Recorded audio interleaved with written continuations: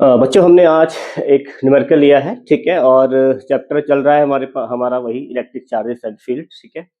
तो क्वेश्चन ये है कि 3 पॉइंट चार्जेस दिए हैं हमें इस क्वेश्चन में, और कह रहा है कि उन 3 पॉइंट चार्जेस को हमने एक ट्रायंगल पे रखा हुआ है, जैसा कि यहाँ देख सकते हो आप लोग, ठीक है। ये पॉइंट ए है, ये बी है, ये सी है। तो जो 3 पॉइंट चार्जेस है, एक 2 का है, एक -3 का है, और दूसरा भी -3 का है। तो कह रहा है कि हम इस ट्रायंगल के बेस पर, ठीक है, बेस पर, यानी जो बेस है इसका ये है, और इसके मिड पॉइंट पर एक चार्ज क्यू रखना चाहते हैं, ठीक है। इस चार्ज की वैल्यू नहीं पता कितनी है, इसका साइन नहीं पता है हमें, अभी फिलहाल मैं हटा देता हूँ यहाँ पे इसको, ठीक है, बाद में डिसाइड करेंगे। तो ना हमें साइन पता है इस चार्ज का, ना हमें इसकी वैल्यू पता है, और इसको प्लेस करना है मिड पॉइंट पर, ठीक है, साइड बीसी के मिड पॉइंट पर। तो कह रहा है कि इस चार्ज की वैल्यू क्या होगी, इसका साइन क्या होगा, जिससे कि जो सिस्टम है, ये सिस्टम इक्विलिब्रियम में रहे, ठीक है। इक्विलिब्रियम की बात पहले भी कर चुके हैं। इक्विलिब्रियम का मतलब होता है बच्चों कि उस बॉडी पे नेट सिस्टम जो है, नेट जो फोर्स है वो जीरो होना चाहिए, ठीक है। यानी कि अगर हम पॉइंट ए पे देखें तो पॉइंट ए पे नेट फोर्स अगर जीरो होगा, तभी जो है ये सिस्टम जो है वो इक्विलिब्रियम में होगा, ठीक है। तो इस तरीके से हम सारे चार्जेस के लिए देख सकते हैं। तो क्वेश्चन को एक बार पढ़ लेते हैं। 3 point charges, 2 microcoulomb, -3 microcoulomb and -3 microcoulomb are placed at the vertices of equilateral triangle ABC of side 20 centimeter. What should be the sign and the magnitude of the charge Q to be placed at the midpoint M of the side BC? ठीक है, तो ये question है हमारा। तो देखिए बच्चों, diagram आपको मिलेगा ये यहाँ पर, ठीक है, डायग्राम बना हुआ मिलेगा आपको। बाकी के इसके बाद जो करना है वो आपको खुद करना पड़ेगा। कंपोनेंट्स कैसे तोड़ने हैं वो सब खुद करना पड़ेगा आपको, ठीक है। तो देखिए बच्चों, अब हम हमें सब कुछ जो है ना, देखो हमें जो हमसे जो बेसिकली पूछा गया है वो जो चार्ज रखा गया है क्यू, उसकी वैल्यू पूछ रहा है वो। तो एक काम करते हैं हम, इस ए वाले चार्ज पे अगर मैं नेट फोर्स की बात करूं, देखो तो इस ए वाले चार्ज पे फोर्स कौन कौन लगाएगा। तो ए वाले चार्ज पे एक फोर्स लगाएगा बी वाला चार्ज, और फोर्स लगाएगा सी वाला चार्ज, यानी ए को बी और सी जो रखे हुए हैं चार्जेस, वो उस पर फोर्स एक्सर्ट करेंगे। अब बात आती है कि फोर्स कैसा होगा इनके बीच में। तो देखो भाई, ए का चार्ज तो पॉजिटिव है, बी का चार्ज नेगेटिव है, मतलब ए और बी के बीच में फोर्स कैसा होगा, अट्रैक्शन का फोर्स होगा, ठीक है। और ऐसी इसी तरीके से ए और सी के बीच में फोर्स कैसा होगा, अट्रैक्शन का होगा। तो -3 माइक्रोकुलॉम जो है, ये क्या करेगा, ये इस ए वाले चार्ज को अपनी तरफ खींचेगा, ठीक है। तो अगर अपनी तरफ खींचेगा बच्चों, यानी पुल करेगा, तो हम इसको लिखेंगे force charge at A due to charge B, ठीक है। यानी ए पर जो मैं फोर्स निकाल रहा हूं बी की वजह से, उसका एरो ऐसे जाएगा, ठीक है। इसी तरीके से अगर मैं ए पर फोर्स निकालूं सी की वजह से, तो जो ये चार्ज भी नेगेटिव, तो इसको खींचेगा अपनी साइड। तो फोर्स की डायरेक्शन होगी force on charge at A due to the charge present at C, ठीक है। तो दो आपको दिख रहे हैं एरो फोर्सेस के, यानी ए पर बी और सी जो फोर्स लगा रहे हैं उनका एरो ये दिख रहा है आपको, ठीक है। इसका एक रिजल्टेंट बना लें हम लोग, तो इसका बन जाएगा रिजल्टेंट, और ये कहलाएगा एफ नेट, ठीक है। ये एफ नेट हो गया आपका, किस पर हो गया, ए पर हो गया, बाकी के दो चार्ज की वजह से, यानी ये इन दोनों का रिजल्टेंट है, ठीक है। क्या है ये, इन दोनों का क्या है बच्चों, ये रिजल्टेंट है। किसका रिजल्टेंट है, एफ ए बी का और एफ ए सी का, जिसको हमने एफ कह दिया, ठीक है। तो हम इस एफ को जरा करते हैं फाइंड कि कितना आ रहा है, ठीक है। अच्छा, उसके बाद बात ये आती है कि जो एफ पे नेट फोर्स लग रहा है, उसका डायरेक्शन डाउनवर्ड डायरेक्शन में है, ठीक है।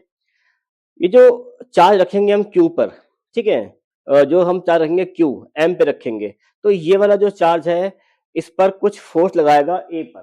तो हमें, क्योंकि ए को अगर हमें इक्विलिब्रियम में रखना है, तो बहुत जरूरी है कि ए पर नेट फोर्स जीरो हो जाए। लेकिन अभी हमें क्या दिख रहा है कि जो ए पे नेट फोर्स है वो कहाँ लग रहा है, वो डाउनवर्ड लग रहा है, यानी कि ए को कहीं ना कहीं दो फोर्स मिलकर नीचे खींच रहे हैं। तो हम चाहते हैं कि इस पे नेट फोर्स जीरो हो, तो उसके लिए बहुत जरूरी है कि क्यू वाला चार्ज जो इस पे फोर्स लगाए ना अपना ए पर, वो लगाए वर्टिकली अपवर्ड डायरेक्शन में, तभी नेट फोर्स जीरो होगा, ठीक है। बात शायद मेरी समझ में आ रही होगी आपको, कि जो चार्ज यहाँ रखा हुआ है, ये चार्ज जो फोर्स लगाएगा ना ए पे, वो लगाएगा वर्टिकली अपवर्ड डायरेक्शन में, क्योंकि ये चार्ज को अगर मैं पॉजिटिव मान लेता हूँ, ठीक है, तो ये भी पॉजिटिव है, इनमें रिपल्शन होगा तो इसका फोर्स कहाँ लगेगा, ऊपर लगेगा। अगर इसका फोर्स लगेगा अपवर्ड डायरेक्शन में तो नेट इससे क्या होगा, हो जाएगा कैंसिल। और जरूरी है कि ये उतना ही फोर्स एक्सर्ट करे जितना कि फोर्स इन दोनों का जो रिजल्टेंट हुआ है, जो उससे मिल रहा है हमें फोर्स, उतना ही ये ऊपर की तरफ एक्सर्ट कर दे। तो उस चार्ज की वैल्यू क्या है तो वो हमें निकालनी है। ठीक है, चलिए करते हैं सॉल्व। तो पहले हम एक काम करते हैं बच्चों, पहले हम लोग जरा फाइंड कर लेते हैं कि एफ ए बी क्या आएगा। तो फॉर्मूला क्या है भाई, कुलॉम्स लॉ का फॉर्मूला सबको पता है, कि Q1 Q2 by R square. ठीक है, के की वैल्यू ये हो गई आपके पास, Q1 की वैल्यू हो गई आपके पास 2 माइक्रोकुलॉम, इसको लाएंगे कुलॉम में, और ये हो गया आपके पास 3 माइक्रोकुलॉम, इसको लाएंगे कुलॉम में। ठीक है, और अपॉन हो जाएगा आर स्क्वायर।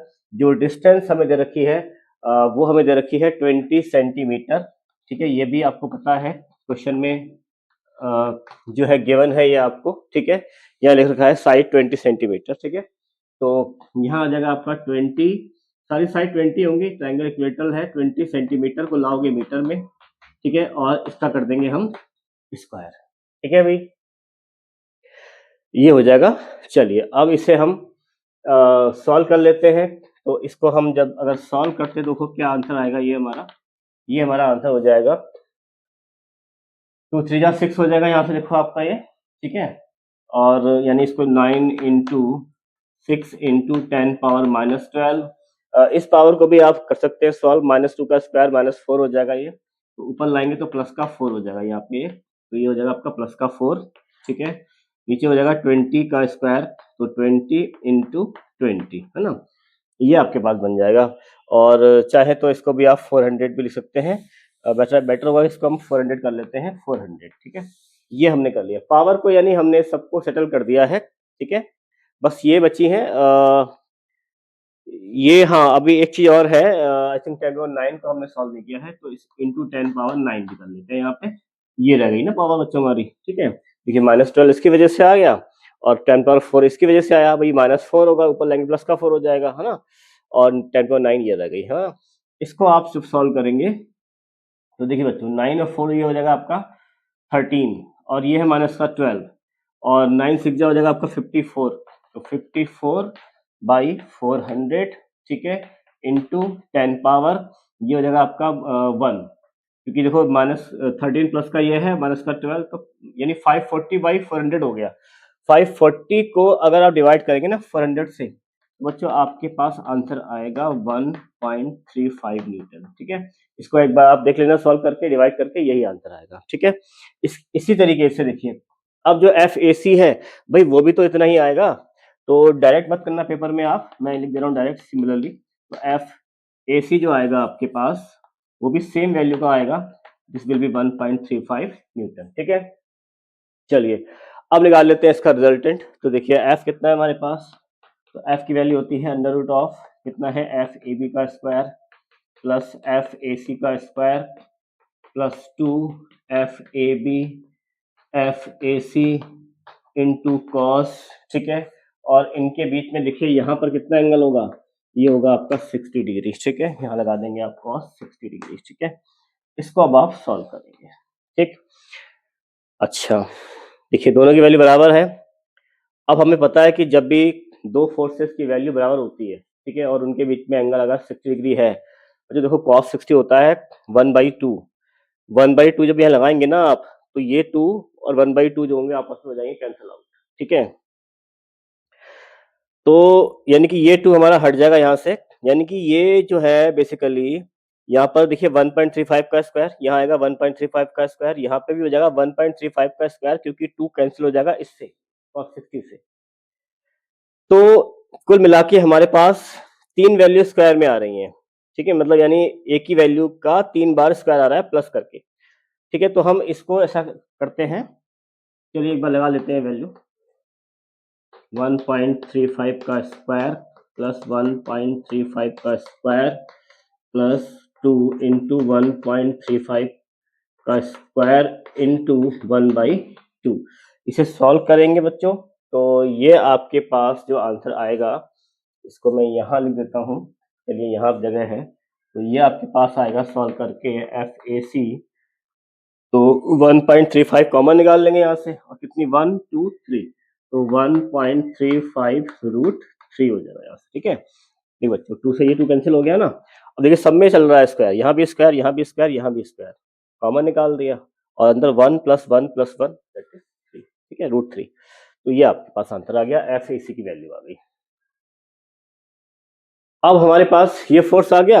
अब हम क्या करेंगे, इस चार्ज की वजह से, इस चार्ज की वजह से, यानी इन दोनों में जो फोर्स लगेगा वो निकाल लेते हैं, और वो फोर्स हमारा इतना ही आना चाहिए ना, तभी तो बैलेंस होगा। तो एक काम कर लेते हैं, इस फोर्स को हम इसकी वैल्यू पता लगी हमको, और इनके बीच में हम यहाँ पे फोर्स फाइंड कर लेते हैं। मतलब कि कैसे निकालेंगे, तो उसको हम करके सॉल्व, आंसर हमारा आ जाएगा। इसका आप स्क्रीनशॉट ले सकते हैं बच्चे।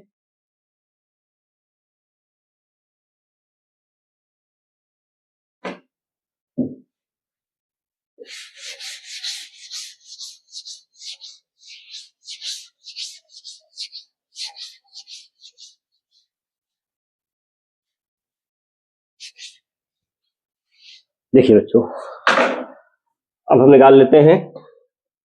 अब हम एफ ए सी को नहीं, बल्कि ये एफ ए सी नहीं हुआ हमारा, एक मिनट, हमने रिजल्ट निकाला था ना, सॉरी ये एफ रहेगा आपका, ठीक है। ये आपका एफ ए सी नहीं होगा, ये आपका एफ होगा। एफ ए सी तो हमारा उतना ही आया था ना, ये एफ कहलाएगा, इसे बोलेंगे हम रिजल्टेंट, रिजल्टेंट फोर्स, ठीक है, एफ आ गया। इस रिजल्टेंट फोर्स को क्या करेंगे आप, ये आपके पास कितना होना चाहिए, इट इज, इसका मतलब क्या हुआ, के Q1 Q2 by R square. तो देखो के की वैल्यू बल्कि डायरेक्ट लगा देते हैं हम लोग। के की वैल्यू हम लगा देंगे यहाँ से 9 × 10⁻9, ठीक है। Q1 की वैल्यू, जो चार्ज ले रहे हैं हम ए पे, वो ले रहे हैं 2 माइक्रो कूलम, ठीक है, इसको लाएंगे कूलम में। जो चार्ज ले रहे हैं ये वाला Q, तो ये हमें पता नहीं कितना है, तो इसको ऐसे छोड़ेंगे हम, इसकी वैल्यू निकालनी है, अपॉन आर। अब देखिए ए से एम तक का गैप चाहिए आपको। देखो बच्चों, ये पूरी साइड 20 है, तो ये कितनी हो जाएगी, ये हो जाएगी 10 सेंटीमीटर, ठीक है। और ये आपकी कितनी है, ये 20 सेंटीमीटर है, ये वाली साइड पूरी, है ना भाई। ये 20, ये 10, तो ये निकाल सकते हैं हम लोग। तो ये साइड हो जाएगी आपकी, देखिए, using Pythagoras theorem, square of hypotenuse equal to square of perpendicular plus square of base. तो इसको एक्स मान लेते हैं भाई, है ना। तो यहाँ से देखो क्या हो जाएगा आपका, चलो इसको कर लेते हैं सॉल्व यहाँ पे पहले हम लोग साइड में। तो यहाँ से आप ए एम जब निकालेंगे ना, तो ये हो जाएगा हाइपोटेन्यूज का स्क्वायर, कितना था हमारा 20 का स्क्वायर मतलब 400 माइनस, और ये कितना है बेस हमारा 10 का स्क्वायर मतलब 100। इसे सॉल्व करेंगे तो कितना आएगा बच्चों हमारे पास, ये इट इज √300, ठीक है भाई, ये आएगा हमारे पास। इसको आप चाहे तो 10√3 भी लिख सकते हैं, यू कैन राइट 10√3, बात एक ही है। अब इसी वाले गैप को आपको यहाँ लगाना है, तो ये हो जाएगा आपका 10√3 का स्क्वायर, ठीक है। एफ की वैल्यू कितनी थी हमारे पास, 1.35√3, तो यहाँ लगाएंगे आप 1.35√3 इक्वल टू, ये हो जाएगा आपके पास 9 × 2 = 18 इंटू 10 पावर, ये पावर जरा कर लेते हैं सॉल्व, 9 - 6 प्लस का 3 हो जाएगा ये, इंटू क्यू ऐसी रहेगा, ठीक है, अपॉन, इसे कर सकते हैं आप 100, और ये √3 का मतलब हो गया केवल 3, इसका स्क्वायर करेंगे ना आप तो 3 हो जाएगा ये, ठीक है। इसको यहाँ से सॉल्व कर लेना, यहाँ से आप क्यू जो है आप निकाल सकते हैं, जरा इसको आप पहले नोट कर लीजिए, और बताइए यहाँ से क्यू कितना आ रहा है, ठीक है, क्रॉस मल्टीप्लाई कर लो, यहाँ से आप क्यू की वैल्यू फाइंड कर लीजिए।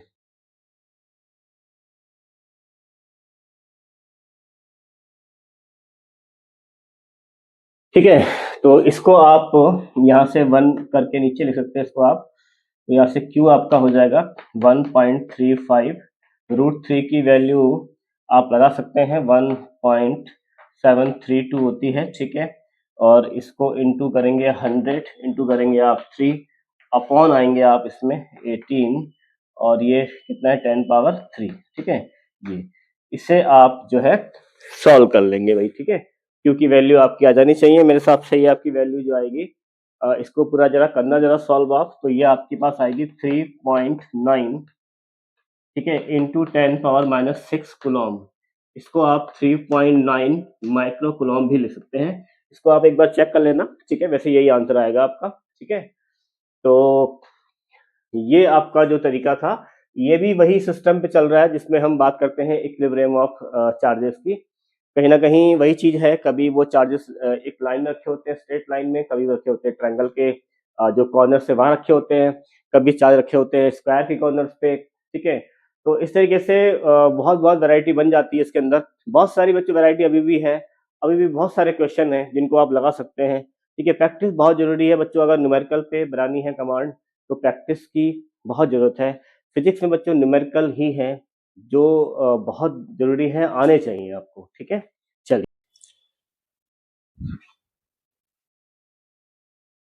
बच्चों देखिए, ये एक हमने और क्वेश्चन लिया है, ठीक है। इसमें क्या कहा गया है, इसमें कह रहा है कि एक चार्ज क्यू है, ठीक है, जिसको डिवाइड करेंगे दो ऑब्जेक्ट्स में। What should be the charges on the two objects so that the force between two objects can be maximum? तो कह रहा है कि एक चार्ज है बॉडी पे, वो कैपिटल क्यू है, उसको डिवाइड करना है दो अलग अलग बॉडीज में, ठीक है। तो कह रहा है कि उन दो बॉडीज में जिसमें चार्ज को डिवाइड करेंगे, ठीक है, तो उनके बीच में जो फोर्स है वो मैक्सिमम हो जाए, ठीक है। तो यानी चार्ज को कैसे डिवाइड करा जाए कि जो जिससे कि दो ऑब्जेक्ट्स आए जो उन पे चार्ज डेवलप हो, वो उनसे जो फोर्स बने वो फोर्स हो जाए आपका मैक्सिमम। तो ये क्वेश्चन कह रहा है, देखिए क्या करना है इसके लिए। तो हम एक काम करते हैं, इस क्यू को देखो डिवाइड करना है ना, तो हम एक तरीका अपनाते हैं, क्यू के दो पार्ट कर लेते हैं। मान लेते हैं कि भाई एक चार्ज मैंने स्मॉल क्यू मान लिया, जिसको मैंने डिवाइड करना है दो पार्ट में, उसका एक पार्ट मैंने क्यू मान लिया, तो अगला पार्ट क्या हो जाएगा भाई, क्यू माइनस क्यू हो जाएगा। देखो अगर मैं इन्हें ऐड करूंगा ना बच्चों, तो आंसर क्या आएगा, क्यू ही तो आएगा। इसका मतलब ऐसे डिवाइड कर सकते हैं दो पार्ट में। अब इस ये चार्ज आपके पास Q1 हो गया, ये Q2 हो गया, इसको आप मान लीजिए Q1, ठीक है, और इसको क्या मान लेंगे आप, Q2 मान लेंगे, और कर दीजिए अपनी कैलकुलेशन जैसे करते हैं आप लोग। We have to find Coulomb force. तो देखिए कूलॉम फोर्स का फॉर्मूला क्या होता है, F होता है आपके पास K Q1 Q2 by R square, ठीक है बच्चे। तो K ऐसी रहेगा, Q1 कितना हो गया, Q हो गया, Q2 कितना हो गया, Q माइनस Q हो गया, अपॉन क्या हो गया, आर स्क्वायर। तो निकाल सकते हैं इसको। अब ये फोर्स को करना है मैक्सिमम। तो देखो बच्चों, जब भी मैक्सिमम की बात करें, अगर आपसे कहे कि फोर्स की वैल्यू मैक्सिमम है, ठीक है, तो या कोई भी और क्वांटिटी है, अगर वो उसकी मैक्सिमम वैल्यू की बात करता है, तो आप उसका डिफरेंशिएशन कर दीजिए, मतलब आप उसका डेरिवेटिव निकाल दीजिए। तो डिफरेंशिएशन निकाल देते हैं इसका हम लोग। जिस चार्ज में डिवाइड करा है हमने वो क्यू है ना, तो क्यू के रिस्पेक्ट में फोर्स का फाइंड करेंगे हम डिफरेंशिएशन, उससे जो आंसर आएगा, ठीक है, वहां से आपको जो है इन चार्जेस की वैल्यू जो है वो मिल जाएगी। तो हम करते हैं for force to be maximum, तो वी राइट डिफरेंशिएशन, यानी जो इसका डेरिवेटिव है वो क्या होना चाहिए, जीरो। तो चलिए करते हैं solve, D Y D Q, F की वैल्यू यहां लगा दीजिए, एफ कितना है, के क्यू क्यू माइनस क्यू, ठीक है, बाई आर स्क्वायर। बस ये काम कर देना है और इसको कर देना है जीरो के इक्वल, ठीक है बच्चों। इसे करते हैं जरा सॉल्व। देखो कांस्टेंट क्या है, के बाई आर स्क्वायर, तो कांस्टेंट है, ठीक है, और इधर जाके जीरो ही हो जाएगा वो, ठीक है। तो आपके पास क्या बचता है, क्यू। तो डिफरेंशिएशन आप ऐसा करते हैं, क्यू इसको अंदर मल्टीप्लाई करेंगे तो क्यू इंटू क्यू बन जाएगा ये, ठीक है, पहला स्टेप तो ये हो गया, माइनस फिर इस क्यू को यहां मल्टीप्लाई करें तो क्यू स्क्वायर हो जाएगा। तो differentiation of Q square equal to क्या होगा बच्चों, जीरो। तो देखिए इसका करेंगे आप, क्यू के रिस्पेक्ट में कितना आंसर आएगा, क्यू आएगा केवल, वी राइट कैपिटल क्यू, और इसका कितना आएगा, टू क्यू आएगा, इक्वल टू जीरो। तो यहां से आपका स्मॉल क्यू आपको निकालना है, स्मॉल क्यू, तो बच्चों देखो कितना हो जाएगा, स्मॉल क्यू वजह से हो जाएगा क्यू बाई टू, तो क्यू बाई टू कर देंगे इसको, ठीक है। तो यानी कि ऐसे दो चार्ज हम डिवाइड करेंगे क्यू बाई टू में। तो ऐसा अगर हम करते हैं, यानी अगर हम इक्वल पार्ट में डिवाइड करते हैं इस कैपिटल क्यू को, उससे जो फोर्स आएगा वो मैक्सिमम आएगा, ठीक है। तो ये तरीका होता है जहां पर आपको मैक्सिमम की कुछ कंडीशन दे रखी हो, वहां पर इस तरीके से ही निकाला जाता है, ठीक है। और आई होप कि आपको समझ में आ गया होगा, ठीक है, इसको नोट कर लीजिए आप।